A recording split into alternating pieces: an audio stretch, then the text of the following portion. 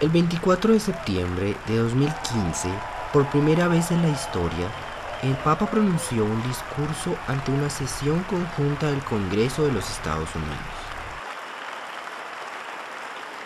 I would like to think that the reason for this is that I too am a son.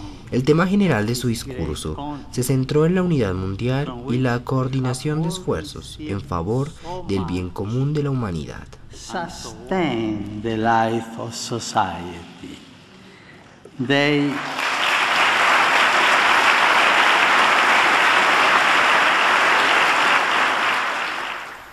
Aunque parezca admirable, esta ha sido una de las mentiras del diablo desde el principio.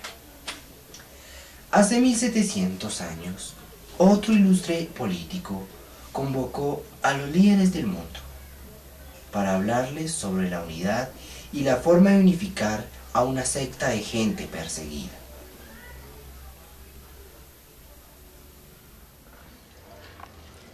A comienzos del siglo IV se desató una de las persecuciones a los cristianos más crueles de la historia.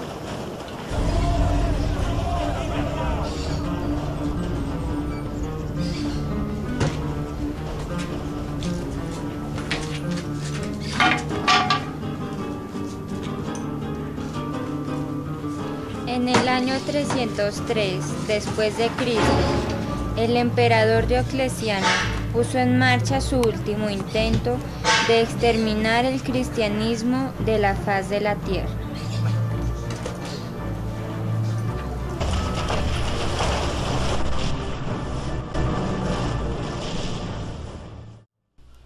En esa época, el cristianismo estaba esparciéndose por todo el Imperio Romano a un ritmo exponencial. A pesar de que los cristianos eran ciudadanos ejemplares, los consideraban una amenaza para el imperio, por una sola razón: se negaban a reconocer la divinidad de los emperadores y llamar a César su señor.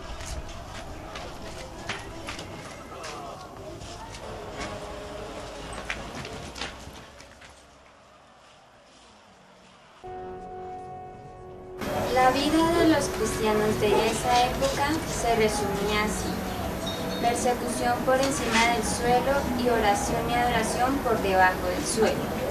En los 10 años que siguieron, sometieron a cualquier cristiano que rehusara negar a Cristo y reconocer a César como Señor a los castigos más brutales que puedan imaginarse.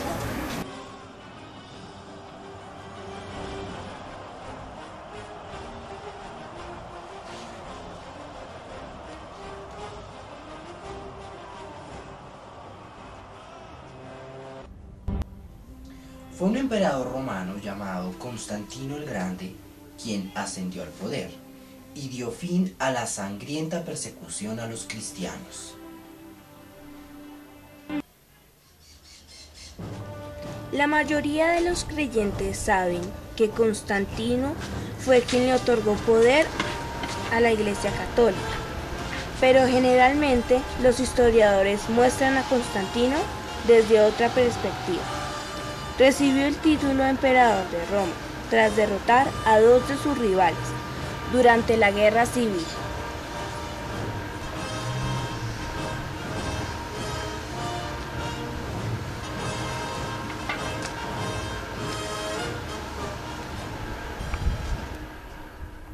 Justo antes de entablar una de las batallas decisivas de la Guerra Civil, soñó que una cruz blanca aparecía ante él.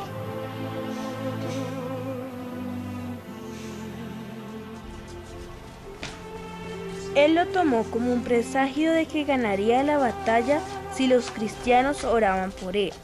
Pintó una cruz en los escudos y así venció adversidades insuperables para ganar el poder del Imperio Romano.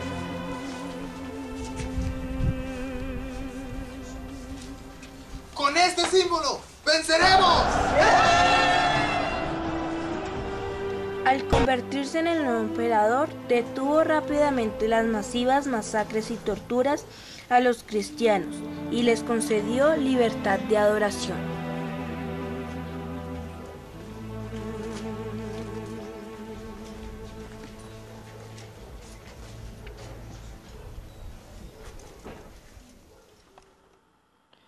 Constantino se conoce como el primer emperador romano cristiano.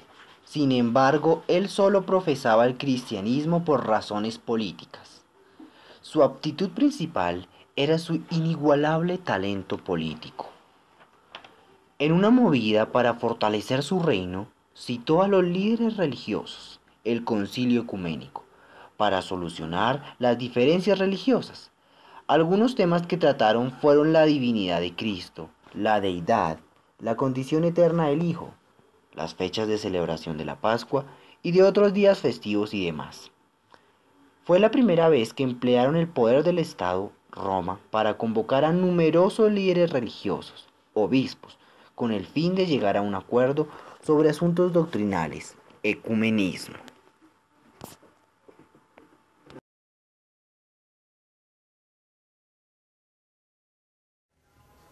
El concilio unió el poder del Estado, Roma, con la Iglesia, para concederle la autoridad de imponer la doctrina católica entre el pueblo común.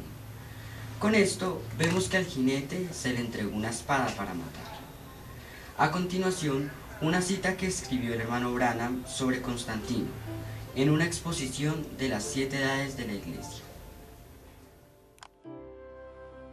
Pero esta libertad de persecución y muerte no fue tan magnánima como primeramente apareció. Constantino ahora era el patrón. Como un patrón, su interés era algo más que la de un observador, porque él decidió que la Iglesia necesitaba su ayuda en sus asuntos.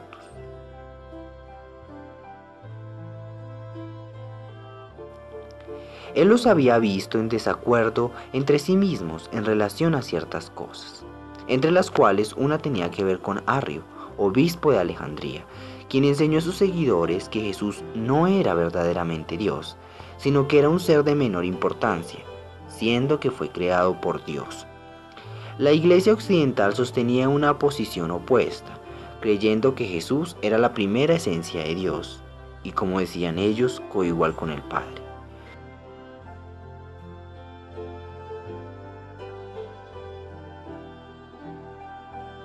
Con tales asuntos, juntamente con la intromisión de ceremonias paganas en la adoración, el emperador convocó el concilio de Nicea el año 325 después de Cristo, con el pensamiento de reunir a todos los diferentes grupos bajo un solo techo, donde pudieran resolver sus diferencias y llegar a un entendimiento común y ser todos uno.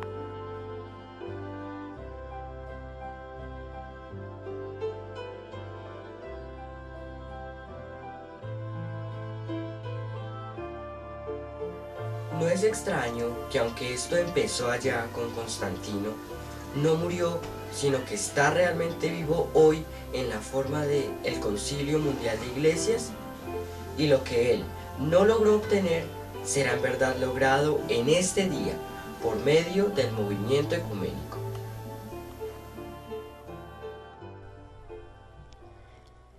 El emperador Diocleciano y sus atrocidades no se comparan lo más mínimo con lo que Constantino desencadenó, todo en nombre de la unidad. Aún hoy vemos que el poderío del Papa continúa extendiéndose al valerse del mismo espíritu del Concilio Ecuménico de Constantino.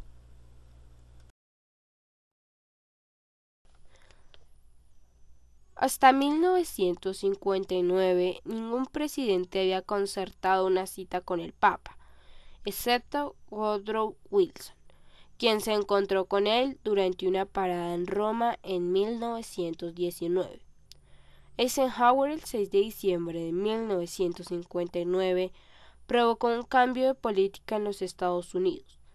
A partir de entonces, los papas han contribuido decisivamente a la mayoría de los asuntos internacionales importantes.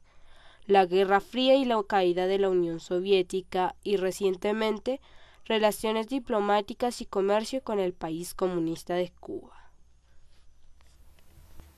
Hace casi 50 años exactamente, el Papa Pablo VI fue a Nueva York, donde habló ante la Asamblea General de las Naciones Unidas.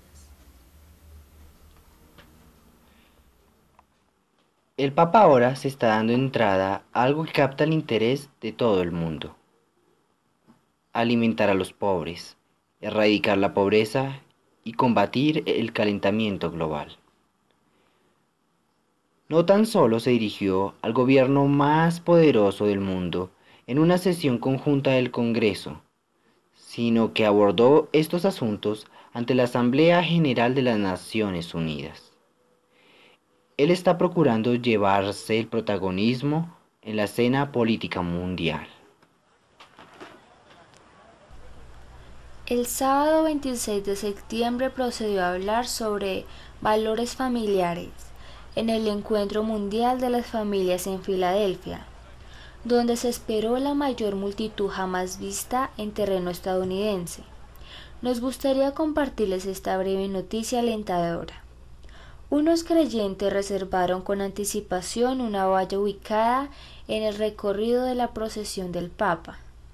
Decenas de miles vieron la imagen discreta de las manos de una mujer sosteniendo un rosario, junto con esta pregunta: en el nombre, ¿cuál es el nombre? Y esta dirección, www.themessage.com. Este tratado se diseñó específicamente para los católicos, muchos de los cuales no aceptan otra literatura religiosa sino la de su iglesia madre.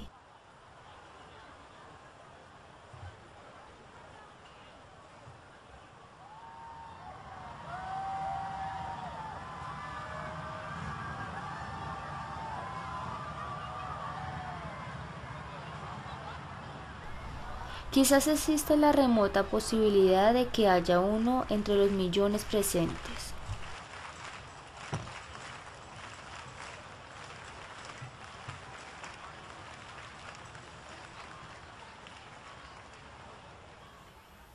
El Papa partió el domingo a las 8 p.m.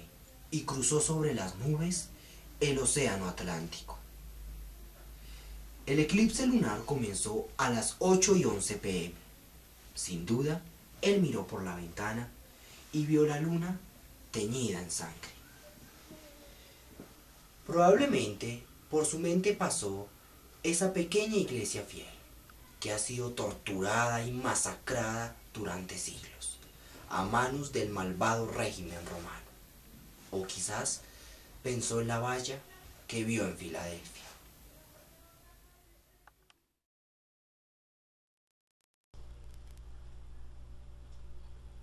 Ahora, Constantino, uno no puede encontrar ni una sola cosa en la historia de que él haya sido convertido.